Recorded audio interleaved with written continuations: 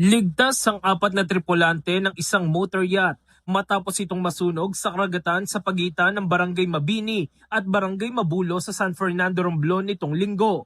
Ayon sa Philippine Coast Guard, agad silang rumisponde matapos makatanggap ng ulat bandang 1:00 ng hapon. Bago pa dumating ang Coast Guard, nailigtas na ng mga mangingisda ang apat na tripulante. Wala namang naiulat na nasugatan sa insidente.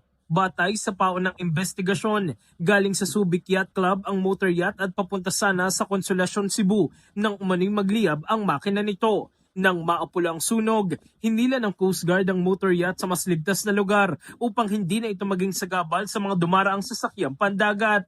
Patuloy pa rin ang investigasyon ng Coast Guard upang matukoy ang sanhi ng sunog.